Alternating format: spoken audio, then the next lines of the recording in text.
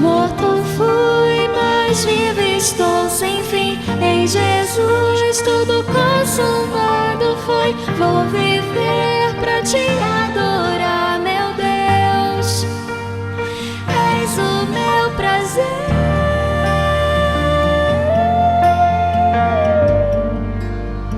Só desejo te.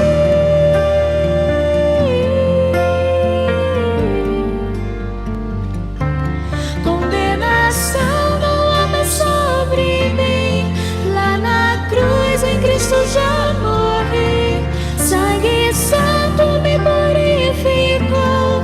Sem temor eu venho te adorar.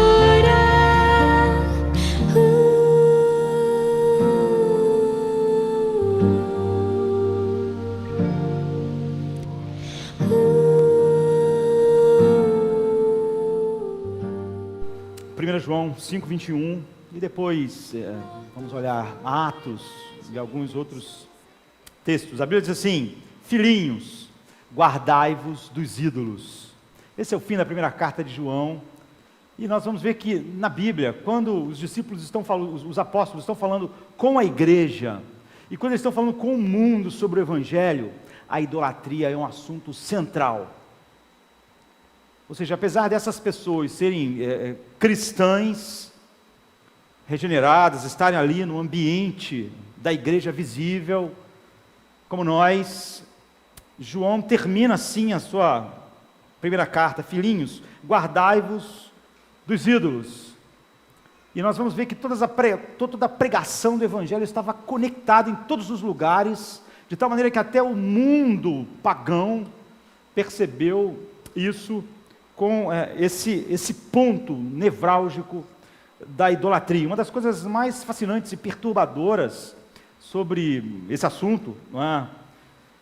A idolatria e o mundanismo, ídolos culturais, populares, é que muitas vezes, na verdade quase sempre, ele está ligado àquilo que as pessoas chamam de graça comum. Ou seja, há coisas boas que Deus derrama sobre todos os homens, não é? Deus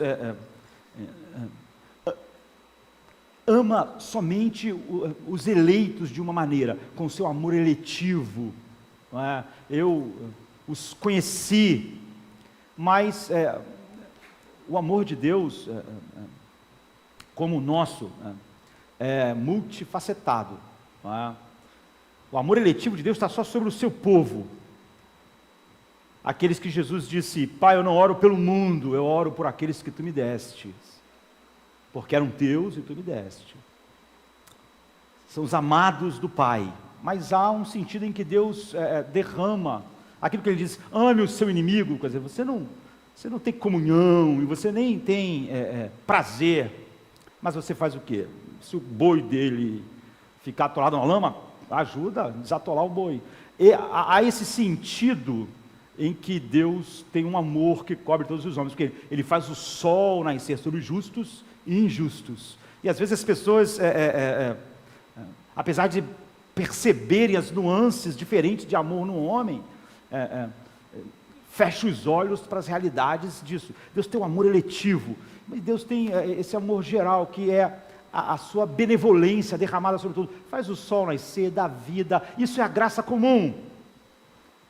É como existe o chamado geral e o chamado eficaz. Há o amor eletivo e há esse amor geral da bondade de Deus que é derramada. Então, isso que nós chamamos de graça comum, aquilo que Deus dá a todos os homens, na maioria das vezes está ligado a isso. O raciocínio que flui das pessoas é mais ou menos o seguinte, e ele não começa errado: Satanás não é o criador de nada. Ele é um enganador, ele é um distorcedor da criação. Ele não cria, ele não pode criar nada novo. Ele só pode distorcer aquilo que já existe. Ele só pode corromper a boa criação de Deus. Ele não pode criar algo do nada. Por isso, dessa maneira, a idolatria ela é uma armadilha, porque isso é usado como uma isca, e nós temos que admitir que ela tem algo de genial. Satanás usa as boas coisas da criação como um estímulo para a rebelião contra Deus. Ou seja, o fato do homem receber todas essas coisas boas, não diz coisas boas sobre o homem. A Bíblia diz que o homem está entesourando ira para o dia da ira, exatamente porque Deus derrama a sua graça comum, a sua benevolência sobre todos, a culpa só aumenta. Não é? Porque isso não gera o quê? Gratidão. Então nós somos tentados pela beleza que supostamente refletiria o Criador como um fim em si mesmo. E somos convencidos de um valor na criação que não é só um reflexo do valor do Criador para nós, do deleite no Criador. E mesmo quando essa coisa agora é usada a serviço da rebelião contra Deus, para substituir Deus e não para apontar para Deus. Então nós somos atraídos por uma falsa adoração e nós ficamos presos. Falamos ainda de graça comum, mas estamos na verdade presos pela coisa e não pelo Criador. Quase todo cristão, quando fala muito sobre a graça comum, ele não está encantado com Deus. Ele está usando isso como uma desculpa. Então essa coisa está sendo usada para expressar uma mentira sobre Deus e não uma mentira, uma verdade do seu atributo que deve ser adorado. E essa coisa está sendo usada como uma mentira sobre Deus, sobre o homem, uma mentira sobre a razão, uma mentira sobre a vida, uma mentira sobre o romance, uma mentira sobre o sexo, uma mentira sobre tudo. Então o fato daquilo ser graça comum em nada coloca a pessoa numa situação melhor.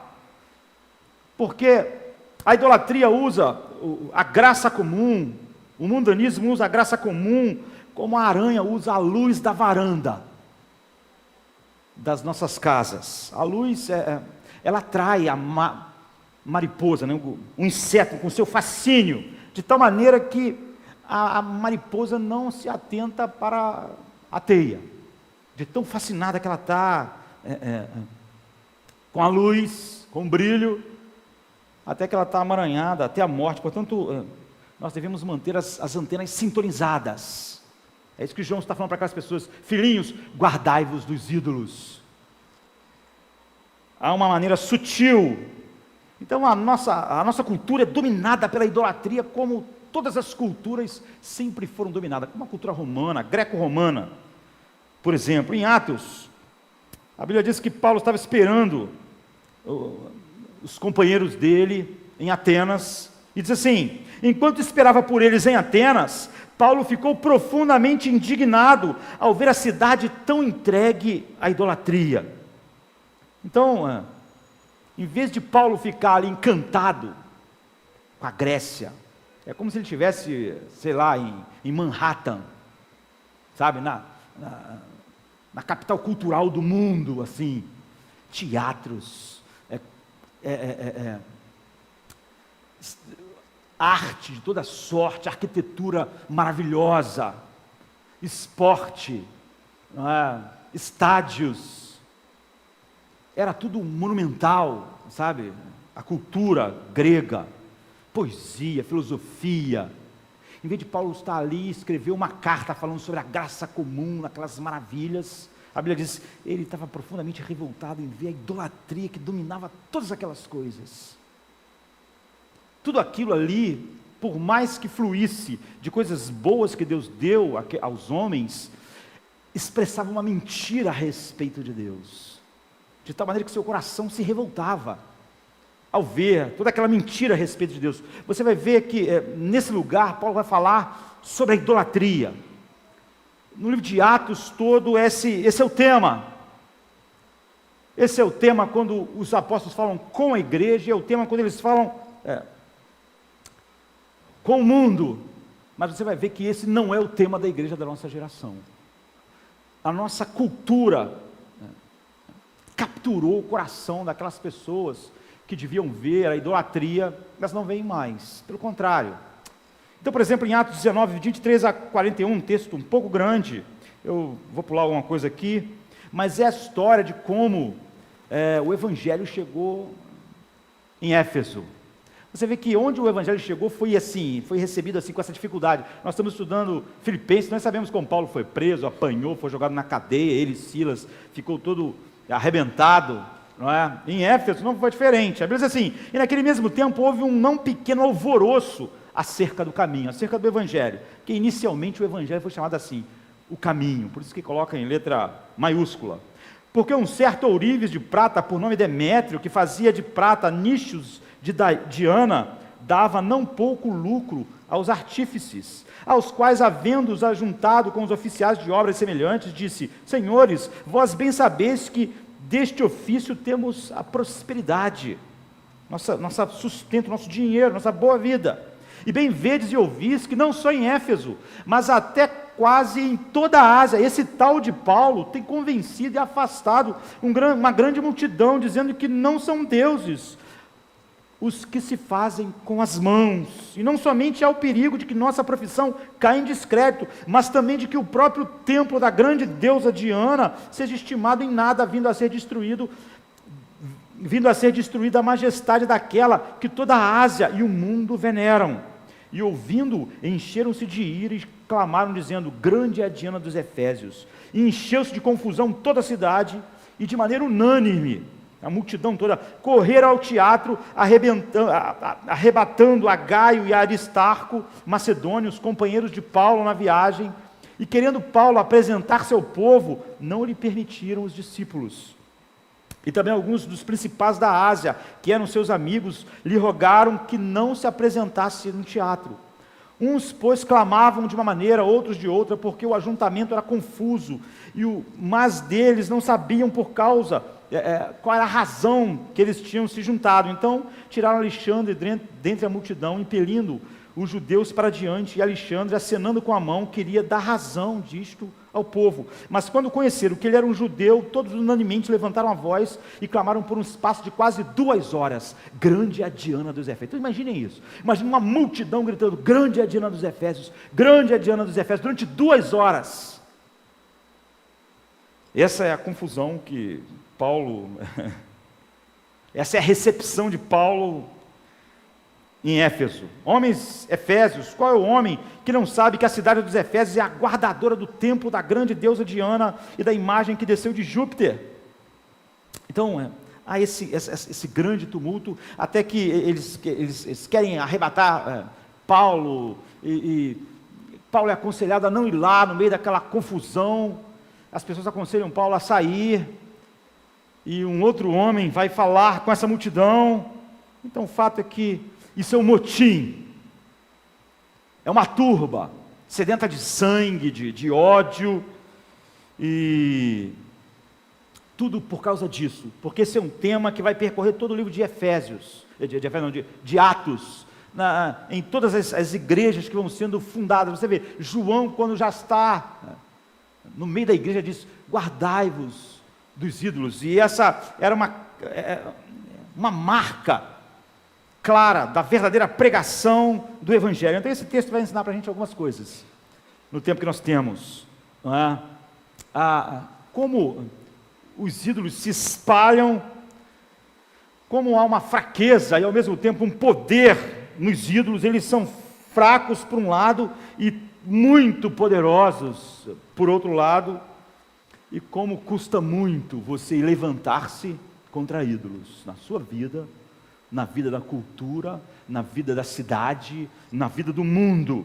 Então a primeira coisa é como os ídolos se espalham em todas as coisas. Nós vimos que um homem chamado Demétrio disse: bem, vedes e ouvis que não só em Éfeso, mas em quase toda a Ásia, esse tal de Paulo tem convencido e afastado uma grande multidão, dizendo que não são deuses o que são feitos com as mãos. Ele era ourives, ele não é um admirador de Paulo, ele já tinha escutado falar sobre Paulo, o que Paulo ensinava, o que Paulo pregava antes de Paulo chegar lá. Ele era um fabricante de ídolos, e ele estava totalmente infeliz com a presença do apóstolo Paulo em Éfeso, com a pregação do Evangelho. Essa ideia tinha se espalhado, havia uma insatisfação com os cristãos, com Paulo, que era o grande pregador. Então ele dizia: bem vedes e ouvis que não só aqui em Éfeso, mas em toda a Ásia, esse tal de Paulo convence uma multidão, e ele diz que não são deuses aquilo que nós fazemos com as nossas mãos, aquilo que a mente, o coração e as mãos humanas podem produzir. Então, evidentemente, Paulo pregou pela Ásia inteira, a província romana da Ásia. Paulo não estava calado no lugar, servindo a Deus, quieto, no meio da cultura. Ele estava pregando a verdade em todo lugar, de tal maneira que as pessoas, mesmo as pessoas que não tinham contato com Paulo ainda, sabiam qual era a ênfase, uma ênfase da pregação do Evangelho, como ele se levantava contra todos os ídolos. Então era quase como se fosse um slogan, isso que Demétrio fala: se você faz seus próprios deuses, eles não são deuses. Essa era uma ênfase da pregação do Evangelho. Se você criou um Deus, ele não é Deus de verdade. Se um ser humano concebe um Deus, é um Deus falso. Ele é um ídolo. Se você faz ele com as mãos, com a mente. E Paulo, então, teve um enorme impacto, a pregação do Evangelho teve um enorme impacto, porque Paulo sempre pregou sobre a idolatria em todos os lugares. De tal maneira que ele diz, isso está espalhado pela Ásia inteira. Ele vem fazendo isso, multidões. Então, Paulo sempre pregou que o Evangelho essencialmente se opõe a todos os ídolos, a toda a idolatria. Calvino, por exemplo, diz que o coração do homem é uma fábrica de ídolos. Tem essa capacidade de produção em massa. Então eu não tenho certeza se você ou qualquer pessoa compreendeu o Evangelho até entender a implicação que o Evangelho tem sobre a idolatria e como ele se opõe à idolatria. Então, em Atos 17, quando Paulo fala para a elite cultural daquela geração, ele fala a mesma coisa. Ele diz, sendo nós, pois, geração de Deus, não havemos de cuidar que a divindade seja semelhante ao ouro ou à prata, ou pedra esculpida, ou pode ser fabricada pela mente humana. Em Atos 17, 29, em todo lugar, não pode ser feito pela imaginação humana. Tudo que um homem cria como Deus é falso, é um ídolo. Então Paulo pregou o Evangelho, e nunca ele pregou o Evangelho sem mostrar que toda concepção de Deus que o ser humano cria é falsa. Que só do fato que o ser humano devia perceber que se ele criou uma concepção de Deus, aquele Deus não existe, que é uma invenção dele, que é um ídolo.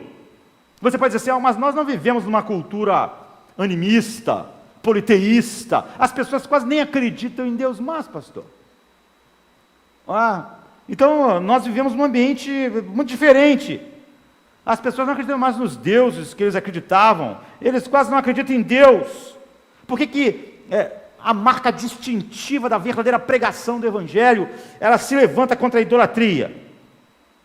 Dizer isso é se mostrar uma pessoa bastante ingênua e com uma visão totalmente rasteira da realidade do coração humano, como nós vimos nos 4 sermões sobre Romanos 7, e sobre a sociedade, sobre o seu próprio coração. Se você pensa que a idolatria não é o assunto mais importante que o Evangelho se levanta, então você é totalmente ingênuo contra a realidade do mal no mundo, no coração do homem. E, por exemplo, a cultura americana, a cultura ocidental, não é?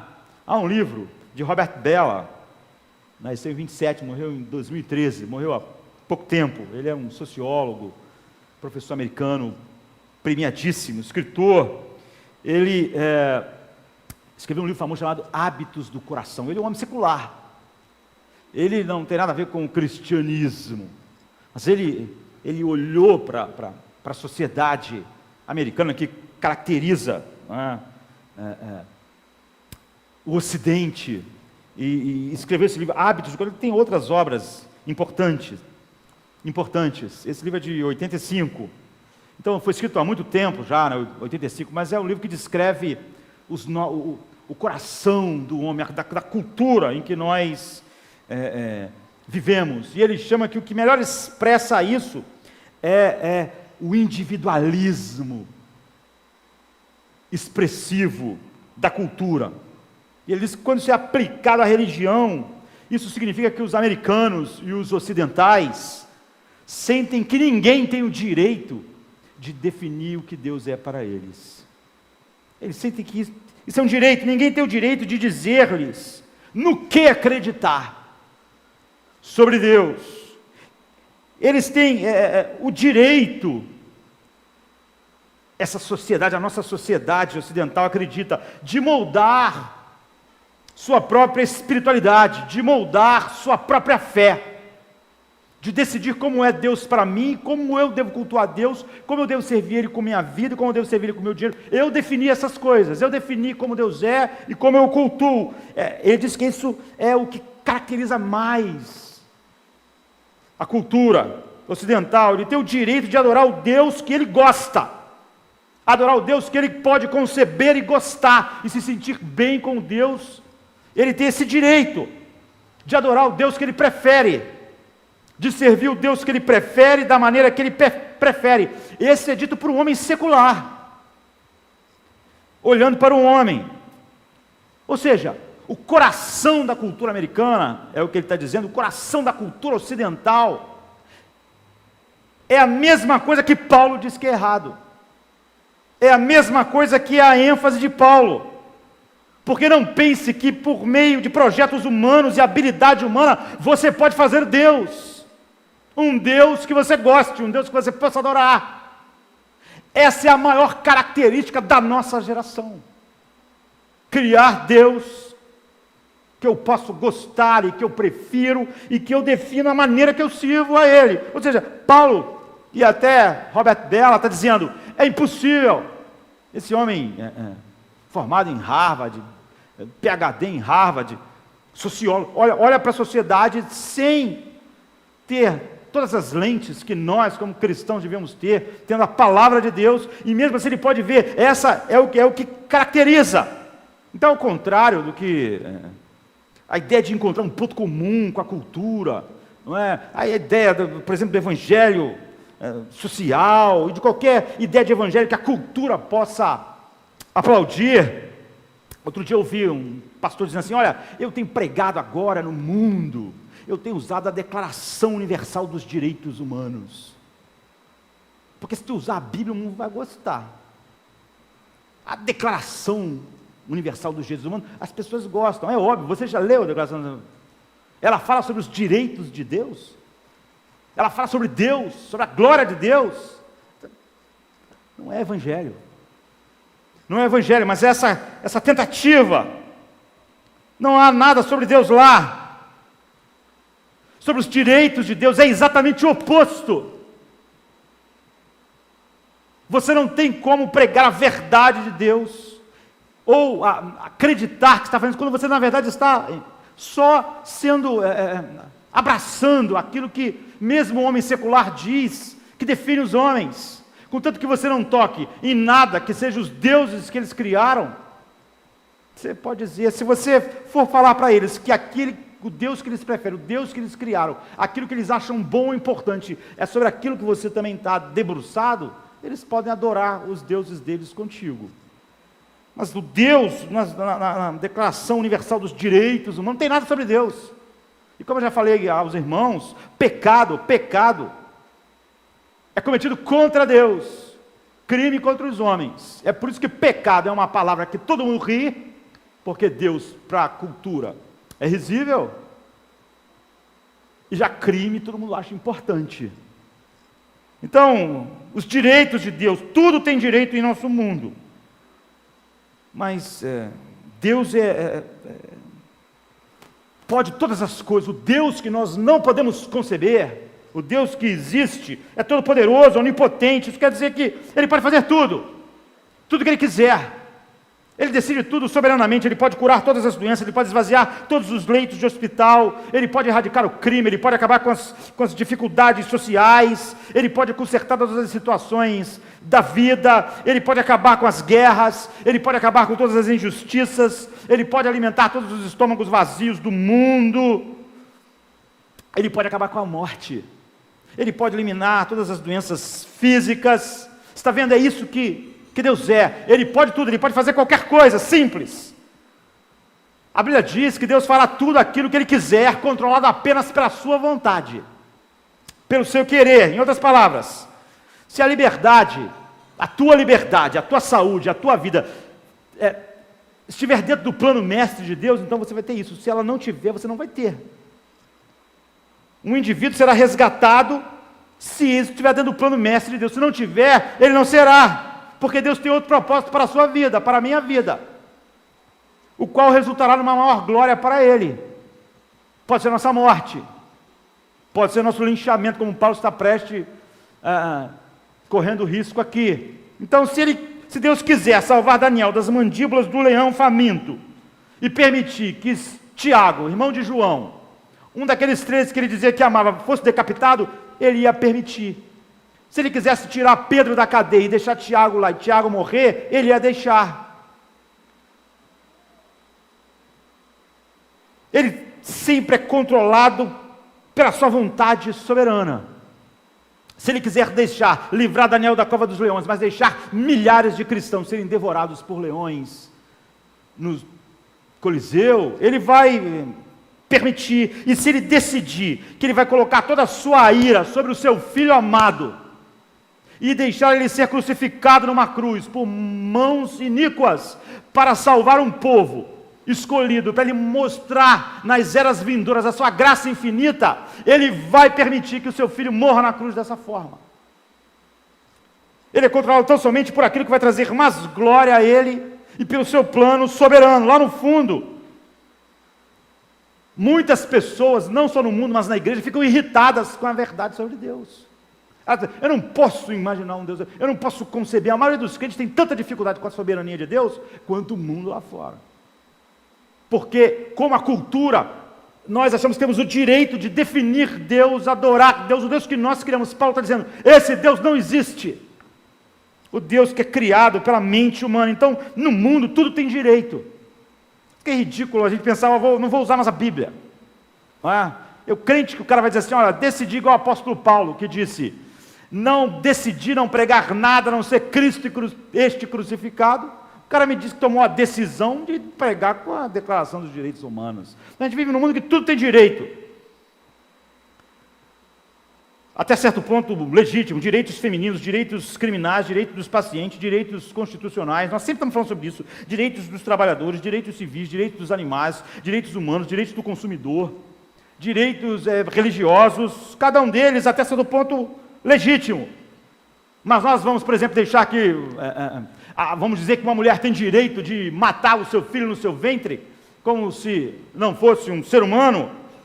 Nós vamos deixar um rapaz, como eu estava vendo outro dia, escapar da punição severa por estuprar uma menina, com a desculpa de que ele foi... A sociedade é muito engraçada, ela faz tudo para que as crianças, mais cedo possível, sejam inseridas em toda espécie de estímulos sexuais. Depois, nós não queremos punir um rapaz que estuprou uma menina, dizendo que é porque ele foi muito cedo exposto ao estímulo sexual. Mas é o que nós fazemos, é o que o governo quis, é o que a sociedade quis dizer, é o que ela quis colocar no colégio. Ela não pode usar isso como uma desculpa.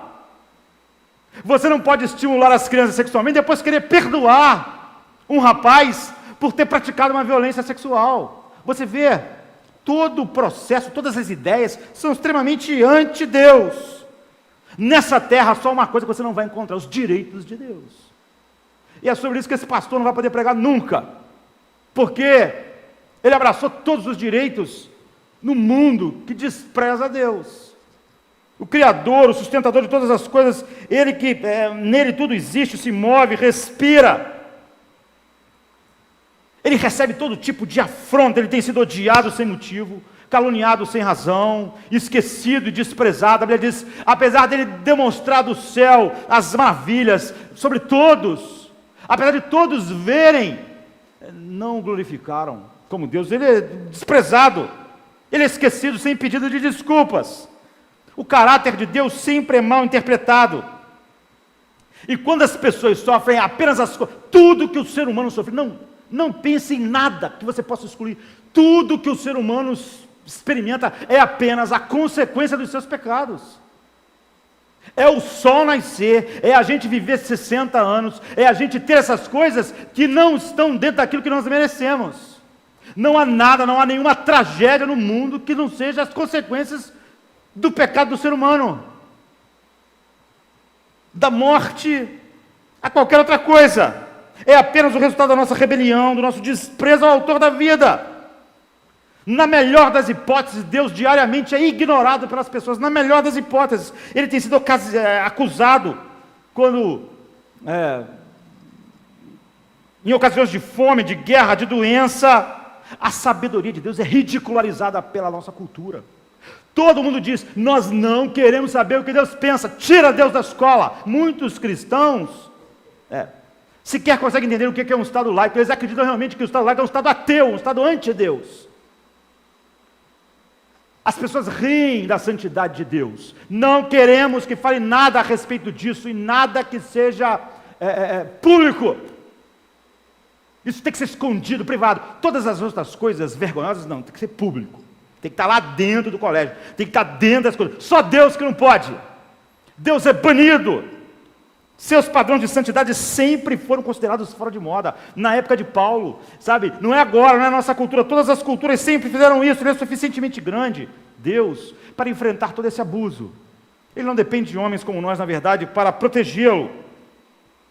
Mas, se Deus quisesse hoje exigir a sua justiça sobre todos os homens, com a morte que fosse, com a tragédia que fosse, Deus estaria dentro da sua justiça. Se Deus quisesse exigir de cada um de nós agora a obediência perfeita, Ele tem todo o direito. Se Ele quisesse exigir de nós tudo aquilo pelo qual nós fomos criados, ou se quisesse colocar todos nós, todos os homens no inferno hoje, agora, sem delongas, sem nos dar um minuto sequer, Ele estava só agindo dentro do seu direito, depois de uma misericórdia enorme mostrada sobre a humanidade. Deus podia exigir de todos nós uma obediência perfeita, sem dar uma segunda oportunidade, dispensar juízo que a humanidade merece. Mas mesmo assim, Deus se transformou em homem, veio a este mundo e se expôs a toda espécie de abusos, de uma maneira ainda mais direta, à luz dos nossos olhos, do que todo abuso que sua glória sofre. Então nós vivemos num mundo que até jacarés tem mais direito do que Deus. Animais, sabe, são protegidos. Nós somos a igreja. Nós devíamos falar sobre o direito que Deus tem de ser adorado, de ser reconhecido como Deus, de ser exaltado. Mas há muito, a igreja perdeu o fato de que ela não concebe Deus, a cultura não concebe Deus, e que o cerne da pregação do Evangelho era contra a idolatria, porque essa era a coisa, o homem não pode conceber Deus, o homem não pode dizer como Deus é, o homem não pode, mas até Robert Bellah diz, isso é o que caracteriza a cultura americana, a cultura ocidental. Todo mundo acha que tem o direito de dizer, ninguém pode dizer como Deus é para mim, eu que digo como Deus é, eu digo como eu cultuo Deus, eu digo como eu devo servi-lo ou não, eu crio Deus, eu crio o culto a Deus. Essa é exatamente a definição de Paulo dizendo, vocês não podem fazer isso, o ser humano não pode fazer isso. Isso é a definição de você criar um ídolo. Então o que é um ídolo? O que é um ídolo? Vamos meditar nessa outra metade do tempo nisso. Você pode passar a vida inteira na igreja, você pode dizer que é cristão, você pode dizer que acredita em Deus. O que a Bíblia está dizendo é que se você não entender isso, você pode estar totalmente enganado. Você pode acreditar em Deus, acreditar na Bíblia, acreditar no ensino cristão, você pode ir à igreja o tempo todo, mas há algo, se há algo mais do que Deus, que funciona como Deus funcionalmente para você, é isso que você adora, é isso que é o seu Deus. Ou seja, se há algo mais fundamentalmente, funcionalmente importante para a sua felicidade, para a sua identidade, para a sua esperança de não ficar com medo, para dar significado, para dar o que as pessoas gostam de chamar de autoestima. Isso que faz isso por você é o seu Deus. Porque isso é o que Deus devia fazer por você. Quando outra coisa é que te dá isso é o seu verdadeiro Deus. A idolatria não é simplesmente fazer coisas ruins. A idolatria é levar as coisas boas e fazer essas coisas boas, coisas finais. É levar as coisas relativas do mundo como se fossem absolutas. É aquelas coisas que não deviam ser a base da vida, se tornando a base da vida. Então a linguagem da idolatria, se você reconhecer isso,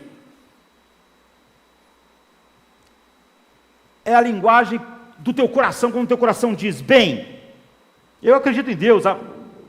Todas as pessoas que estão em todas as igrejas acreditam em Deus, e até a cultura em geral acredita em Deus, não é? Daquele jeito.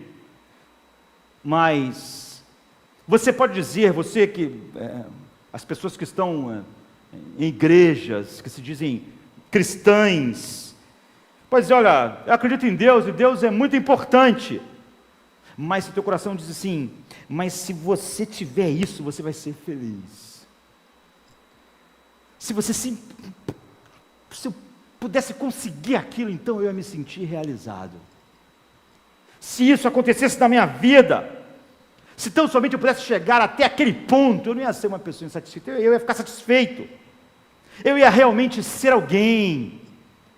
Se eu tiver isso, ou se eu alcançar aquilo, eu vou ser feliz, eu vou ser seguro, eu vou me sentir bem comigo mesmo, eu vou ter um significado, eu não vou ser inseguro. Seja lá o que for, você ama isso muito mais do que Deus, e é isso que você serve. Aquilo que é a fonte da felicidade, da tua identidade, da tua esperança, do teu propósito. Esse é o teu Deus funcional. É por isso que quando isso sai, você diz, eu não posso viver, eu estou infeliz. Porque aquilo é o teu Deus funcional, que faz você funcionar. É isso. O que significa que todas as coisas boas, especialmente as boas, têm um potencial maior para isso. As pessoas falam sobre um viciado, por exemplo, em droga e álcool, como uma forma de idolatria, e é verdade. Por quê? Porque o viciado, ele olha para aquilo e diz, eu preciso disso para enfrentar a vida. Sem isso eu não posso enfrentar a vida. É isso, está vendo? Isso me faz funcional. Se eu não tenho isso, eu não posso enfrentar a vida, não posso enfrentar os problemas, não posso enfrentar a realidade. Isso é um Deus. E álcool e droga é isso, mas você vê que um monte de coisas é isso. Sem essa pessoa eu não posso enfrentar a vida, sem esse dinheiro eu não posso enfrentar a vida. É isso, é idolatria. Então, os ídolos são poderosos e são coisas boas que se transformam em coisas finais. A família, a aprovação dos seus pais, a aprovação da cultura, a aprovação dos amigos no colégio, a visão que as pessoas têm de você na faculdade, o seu corpo, a sua aparência, para me dar um autoestima, para mim me sentir seguro, para me fazer funcional, para me não me sentir miserável. A sua moralidade, a sua importância humanitária no mundo, qualquer coisa que te dá funcionalidade, é o que nós vimos o Jekyll, Dr. Jekyll no Regent's Park, dizendo, quando ele tentou com todas as forças durante 3 meses, ser um cara humanitário, dava dinheiro, sustentava orfanato, dava tudo, e ele começou a se sentir, agora sim eu estou me tornando alguém melhor, estou conseguindo vencer o mal em mim, e quando ele estava lá pensando nisso, ele se transformou num raio sem a poção, como nós vimos. É isso. Outro dia eu vi um pastor dizendo, eu não sei como eu vivi anos só pregando a Bíblia expositivamente. Agora que as causas sociais tomaram conta da minha vida, agora a minha vida tem propósito e sentido. Eu não sei nem como aquela minha vida tinha sentido. Você vê o que dá sentido a ele agora? É isso. Ele nem sabe como ele só pregava a palavra e tal. A vida dele não tinha sentido, era uma vida sem sentido. O que está dando é isso que é o seu Deus. É a sua competência, a sua habilidade, a todas as coisas, elas não são necessariamente ruins. Quando você estuda o livro de Atos, você vê um Deus em cada esquina. Era isso que Paulo, Pedro, João tinham contato. Era um Deus do sexo, um Deus da guerra, um Deus do trabalho, um Deus do esporte. Há um Deus atrás de tudo. E era o que eles viam, um Deus da agricultura, um Deus das finanças, um Deus da arte, um Deus da música, um Deus do teatro. Você diz, oh, que povo estranho, que povo supersticioso. Havia um Deus do sexo, um Deus da arte, um Deus do esporte, um Deus das finanças. Eles eram... O fato é que você não entende o que eles entendiam. Eles entenderam uma coisa que nós temos perdido. Um homem como Robert Bella escreveu, enxergou, mas a maior parte das pessoas que dizem cristãs perderam. Eles eram ostensivos sobre algo que nós tendemos e tentamos tornar secreto. Eles eram explícitos e eram conscientes de algo que nós sequer somos conscientes. Pelo contrário, temos nos tornado inconscientes, não só o mundo, mas como nós mesmos. Que qualquer coisa do mundo pode ser transformada em nossa salvação, em como nós redimimos nossa vida, em como nós damos sentido. Nós saímos da vida sem sentido para ter um sentido, a fonte de esperança e significado. Nós podemos não chamar isso de Deus, mas nós estamos adorando isso. Então, eu li um artigo um tempo atrás, que não foi escrito por uma pessoa religiosa, mas essa pessoa viveu em algumas cidades americanas, Boston, Nova York, a capital americana, e ele diz, outra pessoa secular escrevendo, apesar de todas essas coisas serem verdade sobre todas essas cidades, eu percebi, ele diz nesse artigo do New York Times, que o Deus em Washington, o Deus que mais caracteriza é poder e influência, move aquela gente, aquela capital.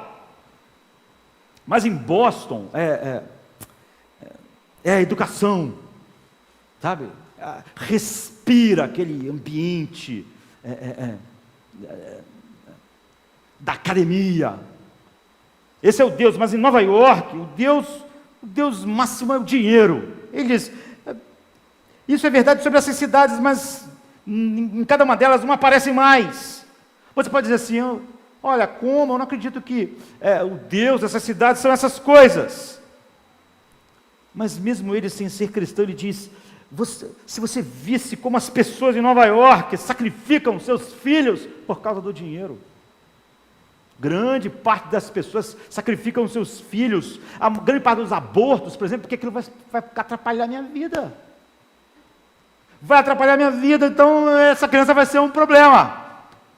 Ou então, olha, vai atrapalhar minha carreira, eu preciso ganhar dinheiro, filho, família, vai ser um problema.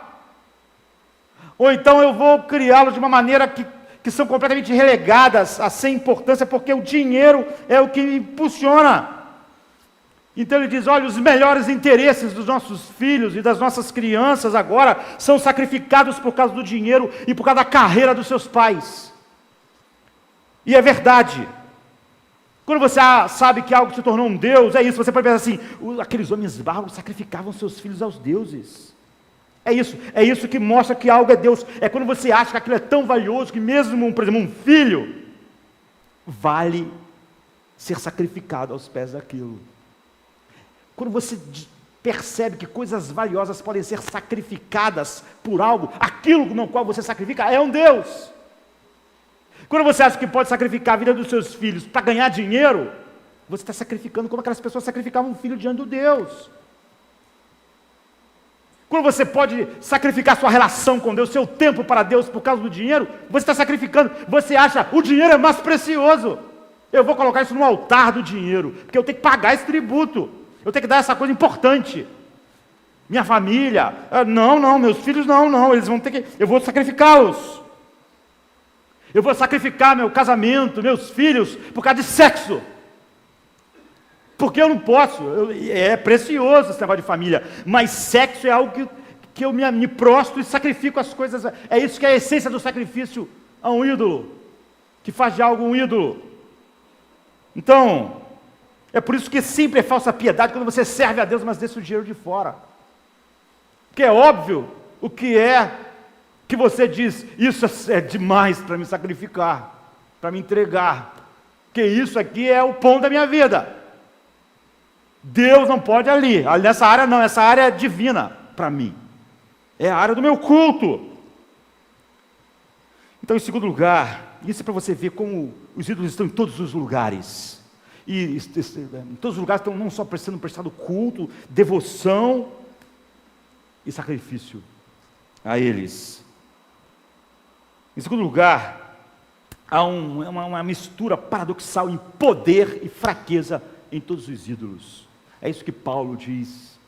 Em todo lugar, você pode ver o poder do ídolo. Quando Paulo tocou nos ídolos daquelas pessoas, houve um motim. Não é que as pessoas ficaram... Porque isso, a sua vida depende desses ídolos. É o que dá sentido. Toque na idolatria e você tem uma resposta violenta. Você pode ver, o cara pode aceitar todas as doutrinas. Falou em dinheiro, ele já não aceita. Fala sobre toda a doutrina, falou naquilo que ele mais gosta, ele não aceita. Você pode tocar qualquer coisa, mesmo no ídolo de alguém. Paulo podia falar qualquer coisa em Éfeso, mas não tocar nos seus ídolos. Aquilo não deixou as pessoas chateadas. Poxa, eu não gostei. Poxa, porque isso é importante, essa coisa de Diana. Virou um motim, eles odiaram Paulo. Você não pode tocar num Deus de um homem, num Deus que um homem criou, num Deus que ele cultua.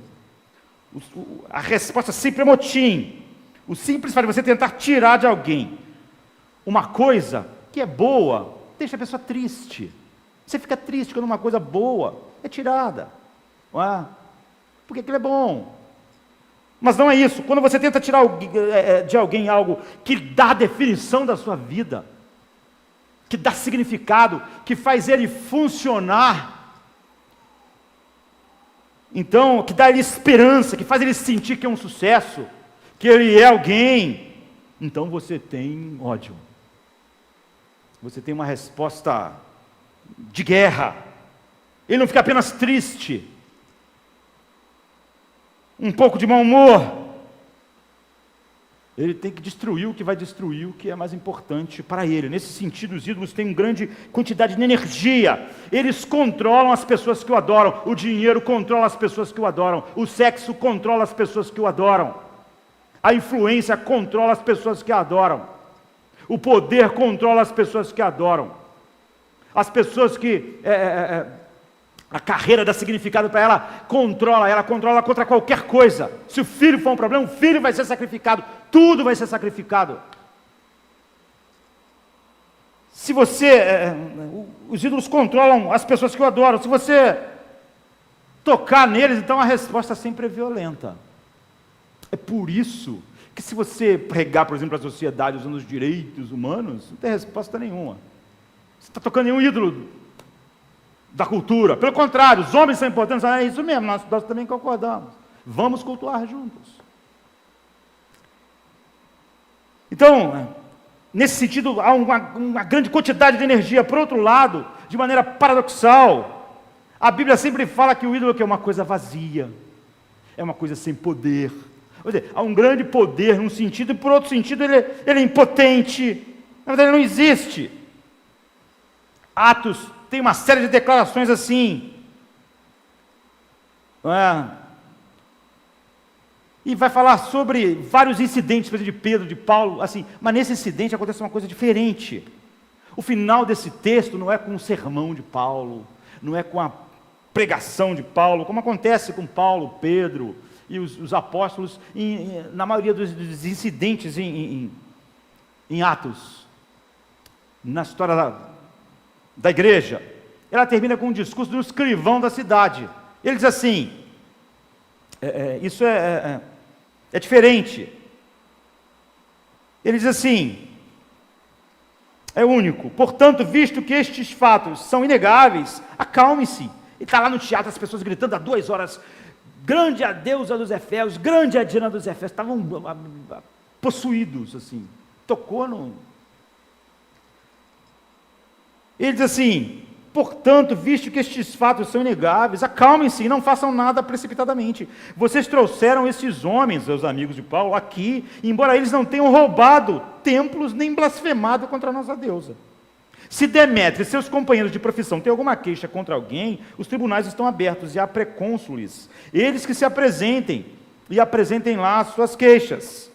Se há mais alguma coisa que vocês desejam apresentar, isso será decidido em assembleia conforme a lei. Da maneira como está, corremos o perigo de sermos acusados de perturbar a ordem pública por causa dos acontecimentos de hoje. Nesse caso, não seríamos capazes de justificar este tumulto, essa confusão, esse ódio, esse motim, visto que não há razão para tal. E tendo dito isto, encerrou a Assembleia, Atos 19, de 36 a 41. Todos os grandes comentaristas da Bíblia dizem, olha, isso aqui é único, porque quando você olha isso, você pode pensar que o cara está simplesmente sendo pragmático. Nós vamos com esse motim, vai acabar numa confusão tão grande que o Império Romano vai voltar contra nós, e não contra eles, porque nós é que estamos fazendo essa confusão, vocês é que estão fazendo. Ou seja, simplesmente um argumento pragmático. Mas, na verdade, é muito mais do que isso. Lucas registra esse discurso, porque, na verdade, há algo importante sobre ídolos. Aqui, como é o assunto do texto. É como se ele estivesse dizendo assim, para aqueles homens, vocês dizem que esses caras estão perturbando a ordem social, mas vocês são os perturbadores da ordem social. Você está dizendo que essas pessoas minam a adoração de ídolos, e com isso, perturbam a ordem social, mas na verdade, vocês são os únicos perturbadores da ordem social, porque os romanos poderiam vir em cima de nós, e declarar a lei marcial, porque nós é que estamos perturbando tudo. Ele está dizendo o seguinte, vocês dizem, a Bíblia diz isso em todo lugar, no Velho Testamento e no Novo Testamento, vocês dizem que os ídolos são a base da ordem social, o sexo, o dinheiro, o poder. Mas na verdade é a idolatria e a violência dos adoradores desses ídolos que perturbam a ordem social. Todos os problemas sociais são por causa disso. Então, realmente essa é a versão bíblica profunda. Ou seja, esses ídolos, você ama o sexo, ele causa desordem social. Depois você tem que tentar consertar. Você fez do sexo o Deus. Ele não causa ordem social. Ele causa desordem social. Você fez do dinheiro a coisa mais importante. Ele causa desordem social. Você fez da carreira mais importante que a família. Ele causa desordem social. Depois você vai dizer assim, o problema é a delinquência juvenil. O problema é que as crianças estão, as meninas estão ficando grávidas, os meninos estão tendo AIDS, hepatite, nós temos que controlar isso e aquilo. Não, você vê, os ídolos não criam ordem social, eles criam a desordem. Mas eles são defendidos. Então, no blog do New York Times, um escritor de livros, mas que escreve também, ainda jovem, Benjamin Nugent, ele fala sobre a monomania. E eu achei incrível. Monomania é uma mania de uma coisa só. É a obsessão por algo, por uma única coisa. É a doença da ideia fixa. Sabe quando a tua ideia está fixa no algo? Sem aquilo, a vida não vai. Sem aquilo, você está preso. A mente de alguém está presa numa única coisa. Isso é chamado monomania. E ele disse que ele, basicamente, como todos os jovens da geração dele, tinha um alvo assim, e ele criou isso. Ele queria ser um escritor, mas não um escritor qualquer. Ele queria ser um grande escritor. Ele queria escrever coisas de impacto, ele queria escrever coisas lindas. Ele começou a perceber que ele estava atirando, ele diz no artigo, no próprio pé. A vida dele começou a girar em torno disso. Ele diz assim, quando a boa escrita era o meu único objetivo, ele também não é cristão, um homem secular. Eu fiz a qualidade do meu trabalho à medida do meu valor. Por essa razão, eu não era capaz de ler a minha própria escrita bem e fazer um bom julgamento dela. Eu não poderia dizer se algo nela que eu acabava de escrever era bom ou ruim, porque eu precisava que fosse bom, porque aquilo daria a base de eu me sentir alguém ou não, de eu ter autoestima ou não, de eu poder ser funcional para a vida ou não. Então eu perdi a capacidade de interrogar alegremente o meu próprio texto, porque eu não podia ver que ele era ruim, Porque se ele fosse ruim, minha vida inteira ficava ruim. Você vê o que ele está dizendo? Eu fiz da qualidade do meu trabalho a medida do meu valor. De tal maneira que eu não podia mais olhar com sinceridade a qualidade do meu trabalho. Porque toda a minha vida dependia daquilo. Eu realmente destruía a minha capacidade de escrever bem, porque eu nunca podia ler o meu texto e dizer se ele era bom ou mal para poder jogar o ruim fora. Porque se eu dissesse isso aqui é uma porcaria, eu ficava arrasado. Então ele disse, eu não tinha distância para ver o que era bom e o que não era. Por quê? Ele estava agarrado ao seu ídolo. E se esse ídolo fosse tocado, ele não podia lidar com isso.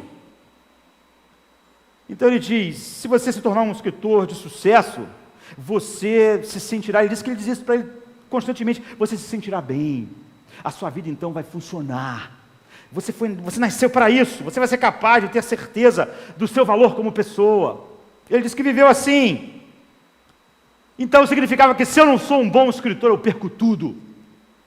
Eu não vou ter autoestima, eu vou ficar arrasado, eu não vou me sentir um homem de valor. Então, não era simplesmente que se ele não fosse um bom escritor, ele ficaria triste, porque ele gostava da literatura, de ser um bom escritor. Era a vida dele estava baseada lá. Se ele perde aquilo, era o fim do mundo, ele diz, era um horror. Então ele continua no artigo dele dizendo, os escritores dos últimos 2 séculos, as grandes obras, sempre estão sobre esse ponto, aquilo que ele chama de monomania. Por exemplo, os escritores do século XIX, por exemplo, a história de Moby Dick. Acabe é completamente obcecado em capturar aquela baleia branca, que tem, a história de Moby Dick tem um significado incrível, assim, é um livro incrível, né? Mas não importa hoje. Acabe tinha essa monomania, o valor da vida dele, tudo da vida dele dependia de capturar aquele animal. Todo o livro gira em torno disso. Ele diz, os escritores do século XIX, as grandes obras da literatura, elas sempre mostram essa capacidade intrínseca do coração humano. Por exemplo, Victor Frankenstein, ele apenas se ele cientificamente descobrisse como gerar vida, a partir de coisas mortas, isso ia mudar tudo. E o que acontece nessas grandes obras? Quando a criatura de Frankenstein abre os olhos, ele vê que criou um monstro e foge. Aí tem todo o drama, né, da criatura e do Frankenstein. Porque ele descobre que aquilo que era uma monomania, aquilo que ia dar sentido à vida dele, quando ele viu aquilo, ele descobriu que aquilo não dava sentido nenhum, que era horrível. A mesma coisa acontece em Moby Dick. Depois que consegue aquilo que ia dar a sustentação da vida, descobre que aquilo não deu sustentação nenhuma. Acabe, não é? Então o que Nugent chama de monomania, o que a Bíblia chama de idolatria. É a mesma coisa, É isso que a Bíblia diz, sempre falha. Aquilo que não é Deus, no qual você coloca essas coisas, sempre falham. É nesse sentido que os ídolos são fracos, são vazios. Exatamente porque eles são poderosos no sentido de que quando eles controlam quem adora a eles, e se alguém tocar neles, gera a fúria das pessoas, da cultura das pessoas, como aquelas pessoas lá em Éfeso, para Paulo, e apesar de ter essa força, ao mesmo tempo, tem essa fraqueza, que o homem tem essa monomania, mas depois ele descobre que aquilo não dá. Você vai ver gente, sabe, como Whitney Houston, a música mais famosa dela é um amor, o maior de todos os amores. Ela fala que descobriu o maior de todos os amores, que era o amor a si mesmo. Aí ela fala sobre isso, é a cultura que também é o que a igreja prega, amar a si mesmo, assim, voltada para si mesmo. É por isso que ela é como o Victor Frankenstein, ou como Acabe em Moby Dick, tudo que ela encontrou, o Deus é fraco, ele não dá o que ele promete, nenhum dá, qualquer outra coisa, a não ser Deus. É por isso que o cara nunca chega ao fim. O Deus dele é o dinheiro, não tem o fim. Ou o sexo, a carreira, ele não encontra aquilo que dá significado, que dá. Outro dia eu estava lendo um outro artigo, E uma mulher que é diretora de um grande banco em Manhattan. Ela está no topo do mundo, assim, conseguiu. Então ela escreve um artigo que diz se existe vida depois do trabalho. Ela diz, ela que alcançou esse máximo, ela disse, olha, todas essas coisas são mitos que nós buscamos. Você trabalha como um cão para ganhar muito dinheiro. Você passa um grande número de anos ganhando muito dinheiro pensando, no último terço da vida, eu vou poder então viver como eu quero. É isso. Você trabalha como um cão para levantar e fazer o seu dinheiro. E você trabalha, e você sacrifica todas as coisas. E você chuta para trás coisas preciosas. E chega uma hora que você tem o dinheiro para você viver como você quiser. Ela é diretora de um dos maiores bancos do mundo. E ela diz, então, nos últimos anos da vida você pode viver como você quiser, mas isso é uma mentira. Ela diz, porque eu fui bem sucedida, mas trabalhei como um cão. E ela diz, inevitavelmente, quando eu deixei o meu trabalho, eu estava devastada. Eu simplesmente não podia pegar o dinheiro e seguir em frente. Eu não sabia viver sem estar naquela posição que eu estava. O trabalho que eu pensei que era meu escravo, eu descobri na verdade que eu era. Ele era o Deus, aquela posição que eu ocupava.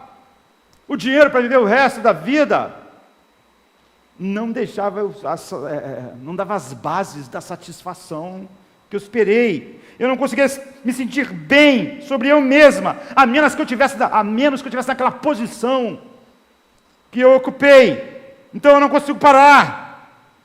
Eu não sei quem eu sou sem o trabalho, sem os negócios, sem estar lá no comando. Então o ídolo sempre faz isso com você. Você nunca está livre dele, ele exige isso. Então por que Paulo fala sobre idolatria toda vez que ele prega o Evangelho? A menos que você entenda a relação total entre a idolatria espalhada em todas as coisas e a verdade do Evangelho, você sequer escapou, não é? Então a Bíblia fala sobre as implicações profundas do Evangelho. Você pode dizer, o Evangelho é crer que realmente tudo que Cristo fez em seu lugar, sua morte, sua ressurreição, te expia, te redime, te justifica.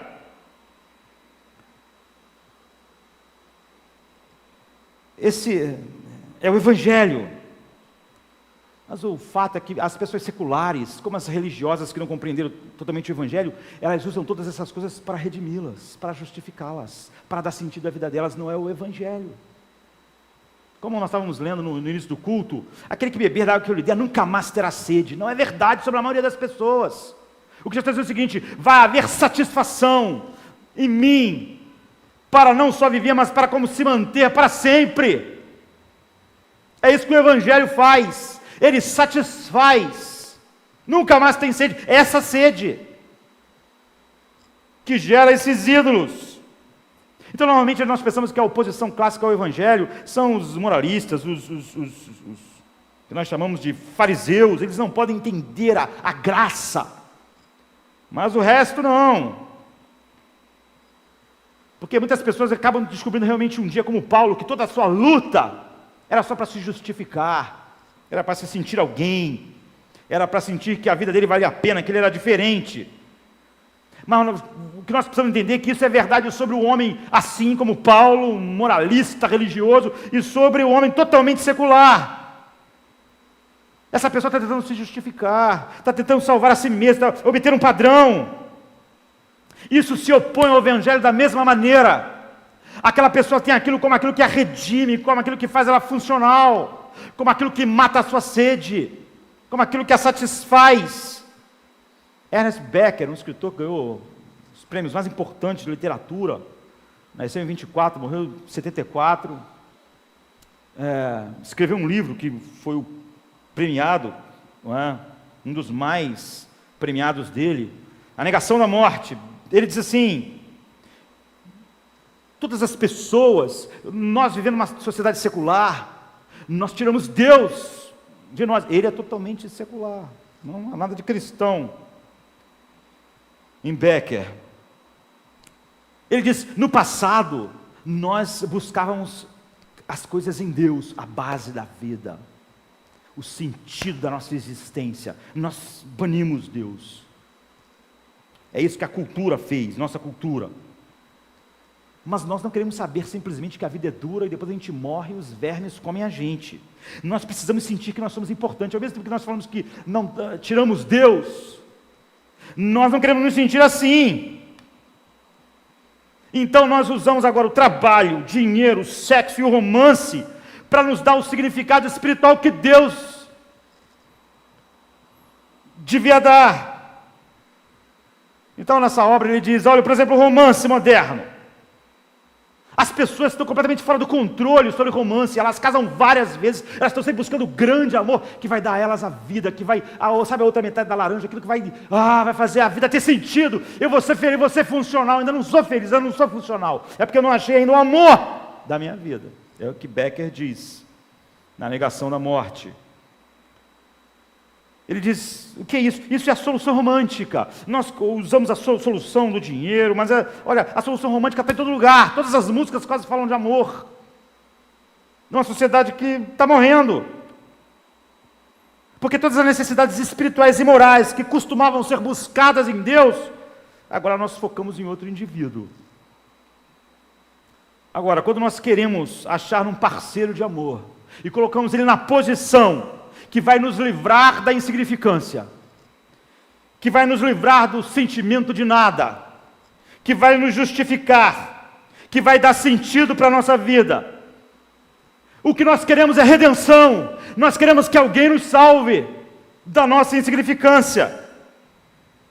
Ele diz, isso destruiu tudo que nós podíamos falar sobre o amor romântico, porque o amor romântico virou o Deus da nossa geração, está em todas as músicas, em todos os hinos da cultura. Então ele continua dizendo, quando você coloca isso sobre alguém, você vai esmagar essa pessoa, porque nenhum ser humano pode dar esse significado a alguém. Você esmaga essas pessoas, e você descobre a falência da base de vida que essa pessoa podia te dar. E essa pessoa com suas imperfeições, é óbvio, nunca vai ser a base que você está esperando. Então, Benjamin Nugent, como Becker, diz a mesma coisa. Nugent diz assim, quando eu vivia para escrever, eu precisava que a minha escrita fosse sempre boa. E quando eu vi que minha escrita não era boa, isso me matou. Quando o romance é o Deus, Becker diz, quando você bota o peso assim sobre alguém, e aí você descobre que aquela pessoa não pode te dar isso, isso te mata. Você queria que ela te redimisse, fizesse você funcional, fosse a base da sua vida, você queria que ela fosse Deus, e ela não é. Escrever livros não é. Enquanto você precisa de alguém para te amar, para você se sentir bem, para você se sentir a vida vale a pena, assim, poder encarar a vida, as dificuldades da vida, você vai matar todas as suas expectativas, porque elas são falsas, e você vai matar o amor, porque aquela pessoa é imperfeita. Todos os ídolos nesse sentido são vazios e fracos, é isso que a Bíblia diz, os ídolos não têm poder, os ídolos não podem dar o que o homem espera, eles são totalmente poderosos de que eles controlam a pessoa destrói tudo por causa de um amor, um próximo amor que ela acha que vai encontrar, pela carreira, pelo dinheiro, por essas coisas, pelo sexo, mas ainda assim não dá nada. Ele é poderoso para controlar, mas é totalmente vazio para dar suporte de vida. Então, você fica em apuros, você não tem mais base. Eu lembro que na primeira vez que eu preguei publicamente, um amigo meu estava assistindo, do meu bairro, primeira vez que eu preguei assim, eu era um jovem, adolescente, eu lembro que ele estava ouvindo, eu lembro que ele ficou sentado olhando o tempo todo, eu conhecia ele, conhecia a noiva dele, e um dia antes a noiva dele tinha desmanchado com ele, e ele tinha até conversado comigo, como ele estava perturbado com o fim do seu relacionamento. No outro dia, ele foi ali na linha do trem, pulou e se matou.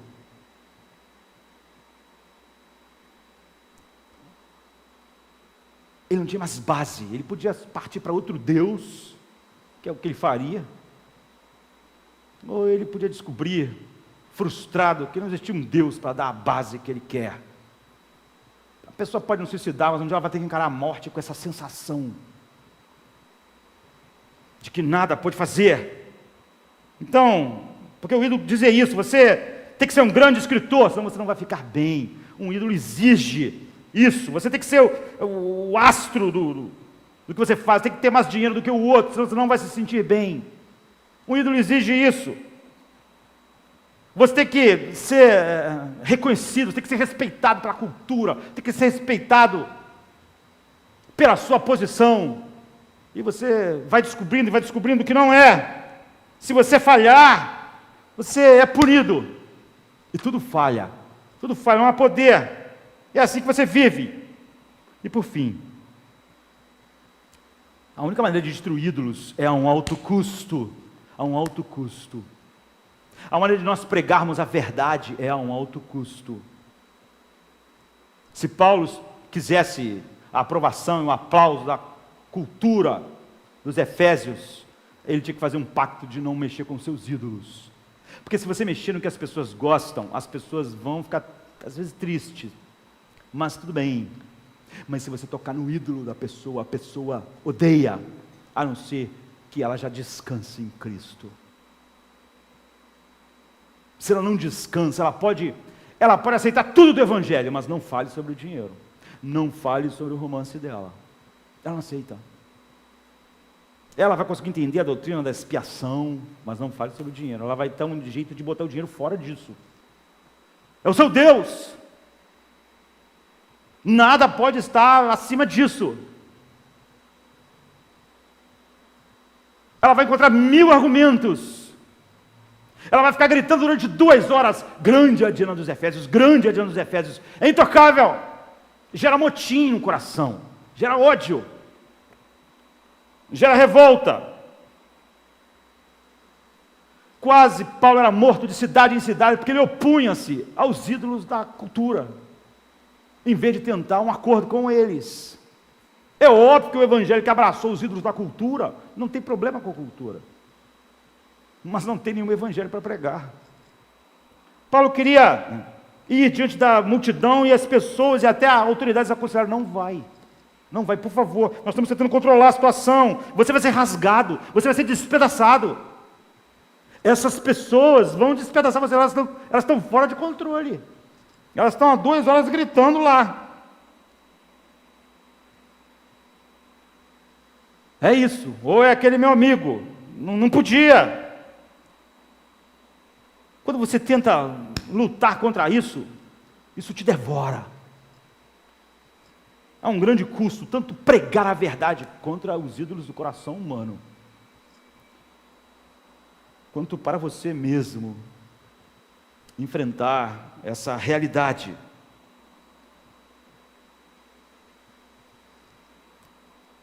É por isso que o Evangelho, sabe, quem escreveu Atos, escreveu Lucas.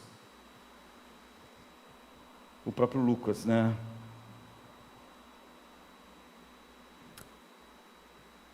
Por trás disso não está só a paixão e a maldade, a depravação no coração humano. A Bíblia diz, por trás de cada uma dessas coisas estão as potestades e os principados. É muito mais profundo. Jesus diz, o mundo me odiou, porque eu declarei que as suas obras eram mais. Eu declarei que aquilo eram seus ídolos. Me odiou e vai odiar vocês também. Se vocês pertencessem ao mundo, ele os amaria, como se fosse dele. Todavia, vocês não são do mundo, mas eu os escolhi, tirando-os do mundo, por isso o mundo os odeia. Então, a única maneira de um homem como nós ser livres, sempre é um alto custo de ídolos. Nós, se estamos em Cristo, por exemplo, a Bíblia diz assim, em Colossenses 2,15, e tendo despojado os poderes e as autoridades, fez deles um espetáculo público, triunfando sobre eles na cruz. Sempre é um alto custo, e o grande custo nós não podemos pagar, sabe? Pelo que fazia funcional nossos corações. Dois filósofos importantes judeus, e nós vamos encerrar aqui, escreveram um livro que foi editado pela Universidade de Harvard, um livro até muito acadêmico, sobre o Velho Testamento, mas o tema era idolatria. Eles disseram, esses dois eruditos, mas que eram também judeus, eles dão uma visão do Velho Testamento. Eles dizem assim, olha, algo que nós não entendemos muito bem. Como em todo lugar no Velho Testamento a Bíblia compara, quando está falando sobre o povo de Deus, a idolatria ao adultério. Como Deus diz a Israel assim, eu sou o seu marido e você é minha noiva. Ele diz, os profetas de Israel sempre disseram, idolatria é adultério.